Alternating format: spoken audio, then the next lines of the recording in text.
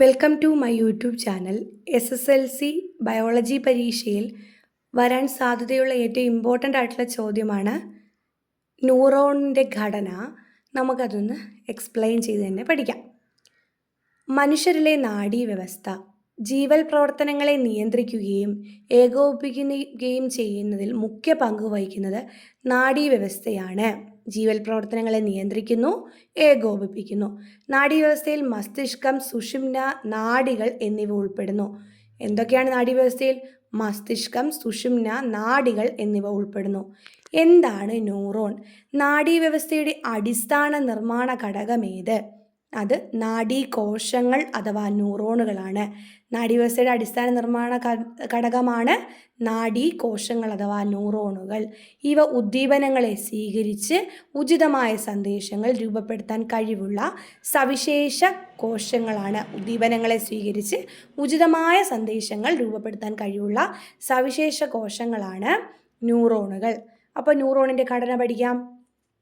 ഇത്തരത്തിലൊരു രൂപമാണ് എന്തിനുള്ളത്? ന്യൂറോണിലുള്ളത്. ന്യൂറോണിന് ഒരു കോശ ശരീരമുണ്ട്. ശാഖകളായി പിരിയുന്ന കോശ ശരീരത്തിൽ നിന്നുള്ള ഒരു ഒറ്റ ശാഖയാണ് ഡെൻഡ്രോണുകൾ.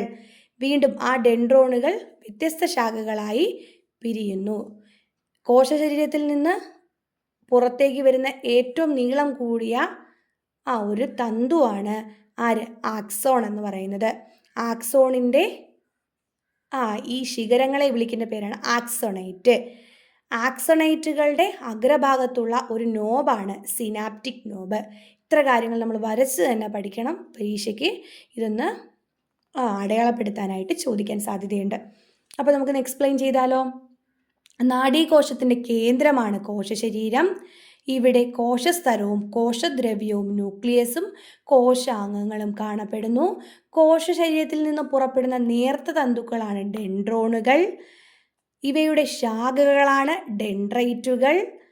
തൊട്ടടുത്ത മറ്റ് നാഡീകോശങ്ങളിൽ നിന്ന് ഡെൻഡ്രൈറ്റുകൾ സ്വീകരിക്കുന്ന സന്ദേശങ്ങൾ കോശശരീരത്തിലേക്ക് കൈമാറുന്ന ഡെൻഡ്രോണുകളിലൂടെയാണ്. കോശശരീരത്തിൽ നിന്നുള്ള നീളം കൂടിയ തന്തുവാണ് ആക്സോണ്. അതിൻ്റെ ശാഖകളാണ് ആക്സോണൈറ്റുകൾ. കോശശരീരത്തിൽ നിന്നുള്ള സന്ദേശങ്ങൾ ആക്സോണുകളിലൂടെ ആക്സോണൈറ്റുകളിലെത്തുന്നു. ആക്സോണൈറ്റിൻ്റെ അഗ്രഭാഗത്തായി മുഴകൾ പോലെ കാണപ്പെടുന്ന ഭാഗമാണ് സിനാപ്റ്റിക് നോബ്. ഇതിൽ തൊട്ടടുത്ത നാഡീകോശത്തിലേക്ക് രാസസന്ദേശങ്ങൾ കൈമാറുന്ന ന്യൂറോ ട്രാൻസ്മിറ്ററുകൾ ഉണ്ട്. എവിടെ? സിനാപ്റ്റിക് നോബിൽ. ഒരു ഉദാഹരണമാണ് അസറ്റൈൽ കോളിൻ. എന്താണ്? Acetylcholine. അപ്പോൾ ഇത്ര കാര്യങ്ങളാണ് ഇവിടെ പറയാനുള്ളത്. ഒന്നും കൂടെ എക്സ്പ്ലെയിൻ ചെയ്ത് പറഞ്ഞുതരാം. നാഡീകോശത്തിൻ്റെ കേന്ദ്രം കോശശരീരം. ഇവിടെ കോശസ്തരമുണ്ട്, കോശദ്രവ്യമുണ്ട്, ന്യൂക്ലിയസ് ഉണ്ട്, കോശാംഗങ്ങളുമുണ്ട്. കോശശരീരത്തിൽ നിന്ന് പുറപ്പെടുന്ന നേർത്ത തന്തുക്കളാണ് ഡെൻഡ്രോണുകൾ. എന്താണ്? ഡെൻഡ്രോണുകൾ. എന്നിട്ട് ഇവയുടെ ഡെൻഡ്രോണുകളുടെ ശാഖയാണ് ഡെൻഡ്രൈറ്റുകൾ. ഡെൻഡ്രോണുകളുടെ ശാഖ ഏതാണ്? ഡെൻഡ്രൈറ്റുകൾ എന്താ ചെയ്യുന്നത്? തൊട്ടടുത്ത നാഡീകോശങ്ങളിൽ നിന്നും ഡെൻഡ്രൈറ്റുകൾ സ്വീകരിക്കുന്ന സന്ദേശങ്ങൾ കോശശരീരത്തിലേക്ക് കൈമാറുന്നത് ആരാണ്? ഡെൻഡ്രോണുകൾ. കോശശരീരത്തിൽ നിന്നുള്ള നീളം കൂടിയ തന്തുവാണ് ആക്സോൺ. അതിൻ്റെ ശാഖകളാണ് ആക്സോണൈറ്റുകൾ. ആക്സോണൈറ്റുകൾ കണ്ടോ? കോശശരീരത്തിൽ നിന്നുള്ള സന്ദേശങ്ങൾ ആക്സോണുകളിലൂടെ ആക്സോണൈറ്റുകളിലെത്തുന്നു.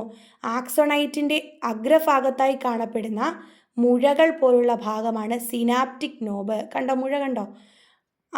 ഇതിൽ തൊട്ടടുത്ത നാഡീകോശത്തിലേക്ക് രാസസന്ദേശങ്ങൾ കൈമാറുന്ന ന്യൂറോ ട്രാൻസ്മിറ്ററുകളുണ്ട്. ഒരു എക്സാമ്പിളാണ് അസറ്റൈൽ കോളിൻ. അപ്പോൾ ഇത്ര കാര്യങ്ങളാണ്